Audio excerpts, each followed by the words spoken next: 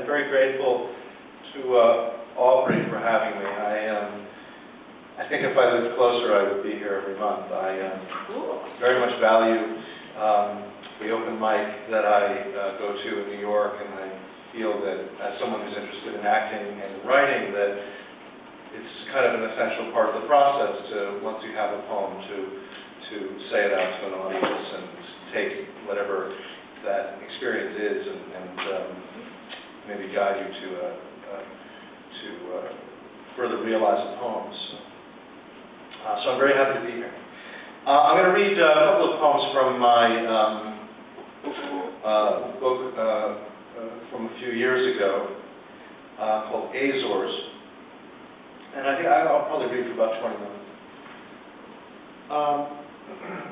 This first poem, excuse me, I don't think there's too much to say about it. It's called The Call.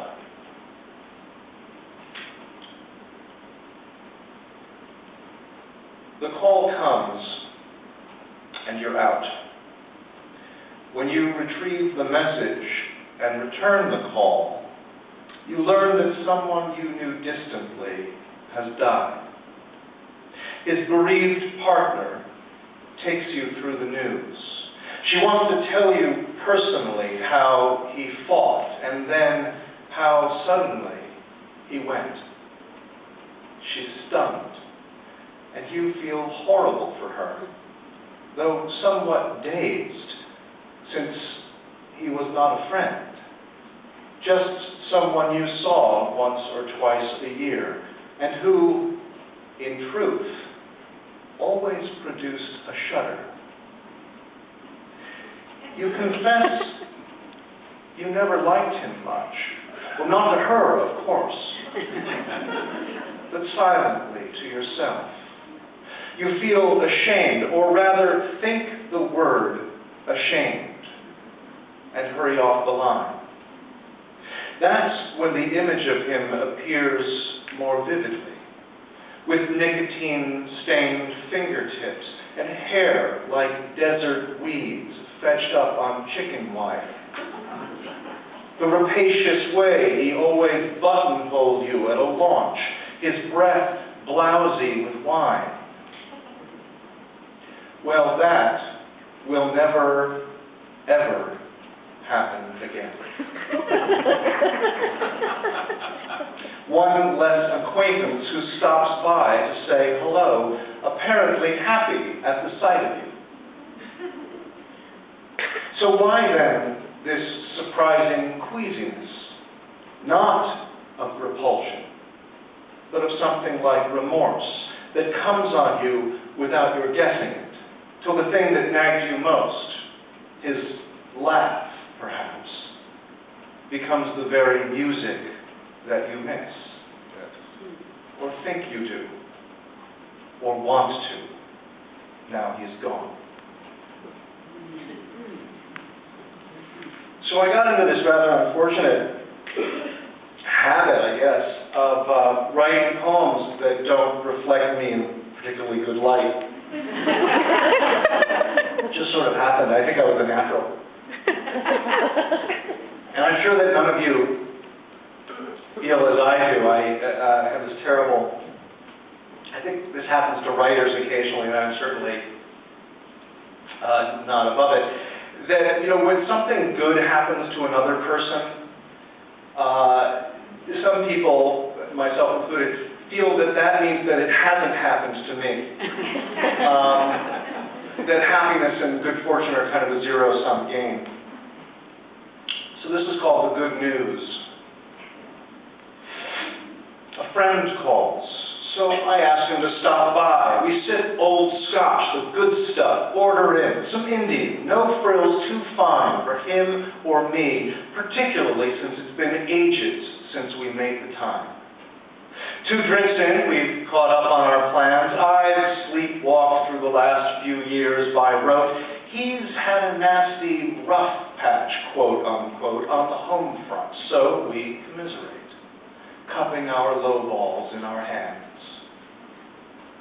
It's great to see him. It's good to have a friend who feels the same as you about his lot. that while some grass is greener, your small plot is crudely arable. And though you're not so young, it's still not quite the end. As if remembering then, he spills his news. I swear, though I was pretty lit, I swear it's true. It was as if a gold glow filled the room and shone on him, a sun shaft piercing through dense clouds, behind which swept long views. In that rich light, he looked not like my friend, but some acquaintance brushed by on the train. Had his good fortune kept me from the same, I had to wonder. A zero-sum game that gave the night its early end. There was nothing strange. Our drinks were done, that's all.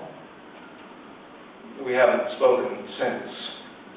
By morning, I couldn't remember half of what the guy had said, just his good news, my slurred goodbye, the click of the latch, the quiet hall.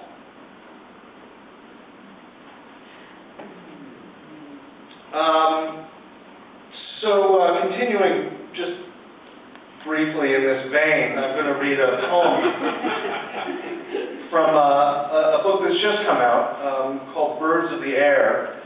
And I have brought copies for sale. They're $10, and if anyone's interested, I can let you have one after the reading. But it reminds me of a story where a guy comes to a reading. He brings 5 copies of his book, and he puts them on the table in the back, and he reads, and he goes back after the reading to see how many copies he sold, and there's 6 copies. So,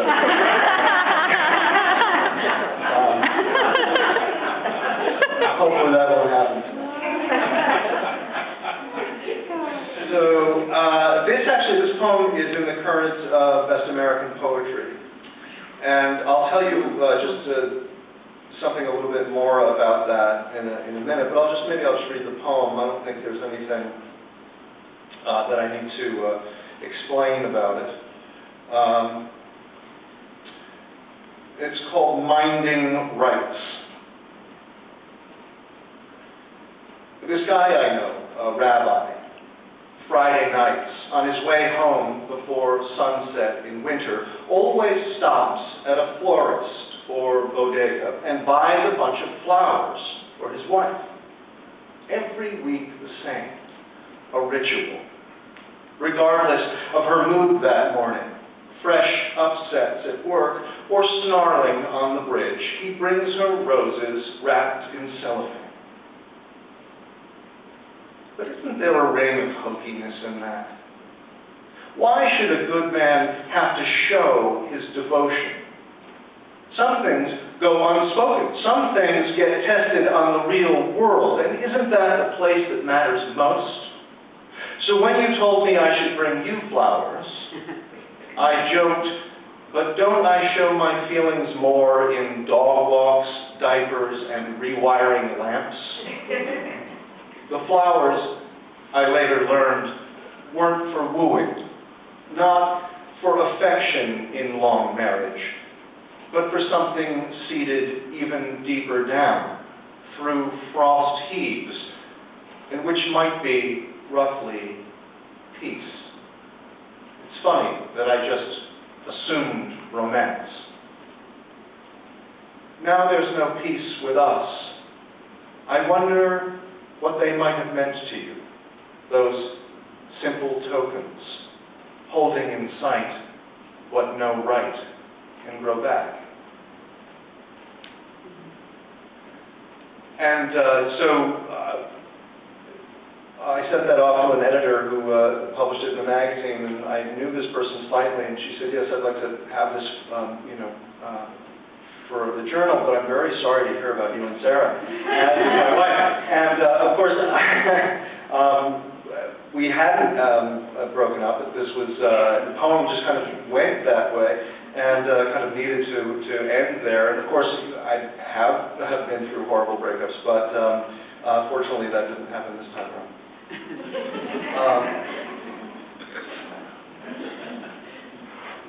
So maybe I'll read